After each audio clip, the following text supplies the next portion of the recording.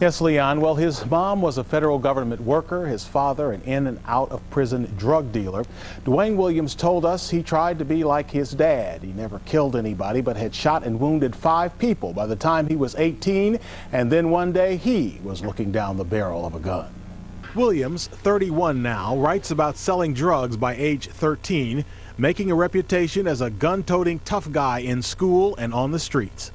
The thug life comes to an end when he's shot outside this carryout at 15th and C Southeast. The shooter, called Tyson in the book, is his childhood playmate and cousin Michael Beckham, who sent off to prison for 10 years as a severely wounded Williams rethinks life. Tyson, the cousin who shot him, is back from prison, armed and extorting money from people all over D.C. It's 2 of them don't got killed. Ain't been 8 hours. That's his aunt talking on ABC 7 News about the murders of his cousin Martin, a drug dealer, and Martin's best friend. The family suspects Tyson, and there's panic. I was more afraid, wondering who is going to go next. I knew it could be me. A week later, when Tyson shows up at the dead cousin's funeral, he's ambushed and shot to death 32 times by another cousin and 2 other men, who then lead D.C. police on a 37-minute chase before all 3 are captured.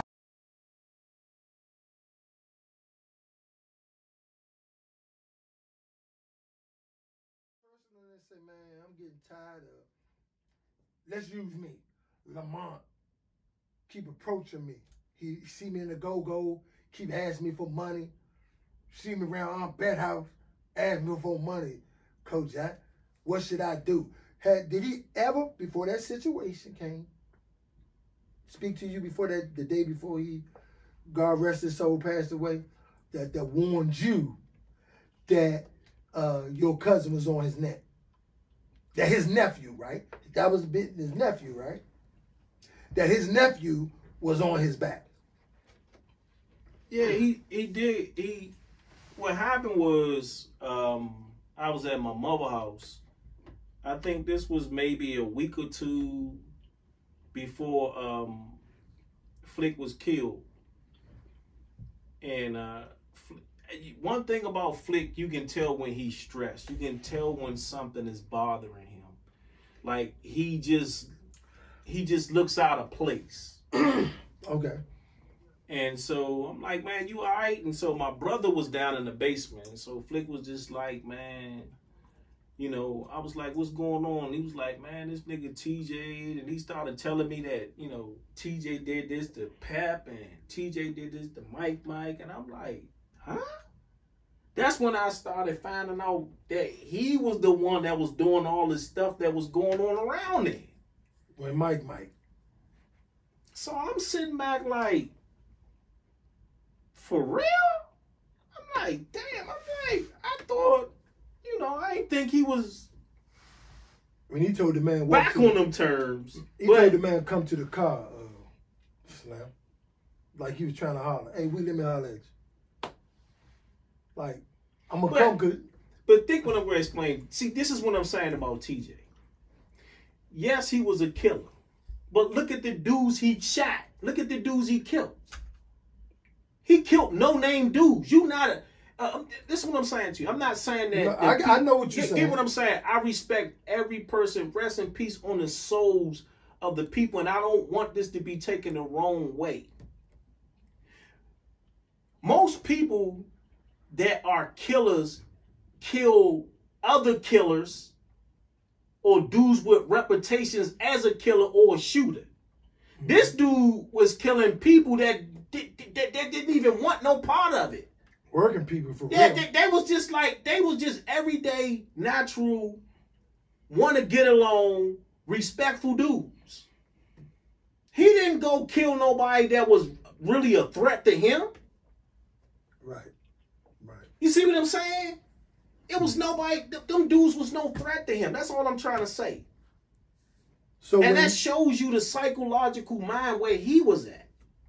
So when your cousin was down the basement explaining to you what your cousin was doing that you didn't know he was doing, and basically you couldn't believe that he would do it to his... Basically, he was killing his own cousin.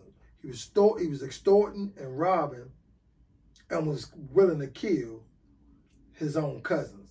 And like you said, gamblers, but they was working class dudes that hung around the hustlers. We hustled. He went to work every day, but he hung on the block with us. Them was the type of dudes in the neighborhood he was killing. But he was extorting. When you heard of that, when Flick came to you and told you that, how you felt about that? Did you feel that you should have got rid of that dude when he stabbed you? Did you feel like when he stabbed you, right, prior to that, prior to all this, did you feel like when he did that to Flick, was it somewhere in the back of your mind said, you know what? I should have killed that bitch ass nigga when he stabbed me. So I'm saying, when he crossed me, because niggas don't cross me like that. See, you was giving him a pass because he family. But in your back of your mind, when he shot at Pelham and he did that to Flick, did any time in your mind said, you know what, if I would have got rid of that bitch ass nigga in 91, 92, when that bitch ass nigga stabbed me, I would have peeled that nigga block off. None of this wouldn't even have been happening. I've always thought that. After the smoke cleared, when Flick got killed, he killed Flick and Man in the same day. There's been plenty of times I sat back and I thought, like, the universe put it right in my lap. To get rid of him. To get rid of him. Maybe none of this would have happened. But the biggest thing with me, the way that I was programmed, I want you to get what I'm saying. The way that I was programmed as a kid, I never wanted to go to jail. Okay, nobody. I never wanted to go to jail. From being honest with you, seeing my father behind jail, behind bars so many times, going to visit him and stuff like that, I never wanted to go to jail. I felt like hearing the stories that my dad did tell me, and my uncle, who was also, he did 30 years in jail. The stories that they told me from what they experienced made me not want to go to jail as a kid. I'm talking about under 10 years old, stuff that they were telling me then. So that made me develop the mindset not to want to go to jail. Going to jail was one of my biggest fears because of the stories I heard from my dad and my uncle, right? I want you to get this. Okay. Even to this day, and there have been several situations I got into with several guys. If I got to kill somebody, man, I'm going all out. I'm not going to jail. That's not a place I want to be. I don't want to be sitting rotting and somebody telling me what to do and what not to do and this and that. But to make a long story short, man, did I think about it? I thought about it several times. But I know it would have broke me. Now, I want you to get this. What I experienced with TJ when I was 14, when I was 18, my other cousin started experiencing when he came home from jail in 2004, and he came home in 2004. That's when Rennie started to experience it. Even though he ain't shoot at Rennie, Rennie was scared of goddamn TJ. Fuck what you talking about. Rennie wasn't trying to get in TJ business. Flick wasn't trying to get in TJ business. You understand what I'm saying? Okay. Pelham wasn't trying to get in TJ business. TJ knew if he did something to my brother, he knew what was going to happen. Terrell, he knew what the fuck was going to happen. He knew who to fuck with. Don't you get it fucked up. He knew who to fuck with, but I'm not going to tell you that he had no boundaries. He had his boundaries, and he had his boundaries with whoever he chose to do it with. But he also knew. He knew. Man, this shit is just fucked up, man. I wish that none of this shit would have happened. TJ was the bad apple out of all of us. Because when he did what he did to Flick, he come home to Aunt Beth's house and act like... Yeah, he ran them out of there. Because Rennie and Flick was still there. Rennie and Flick got the fuck ghosts. They got out of there. They left him in there. My aunt was so scared, my aunt let him stay in the house by his damn self. And this is the person that they baby. This is the person that they put on his pedestal. And then he came back and bit them all.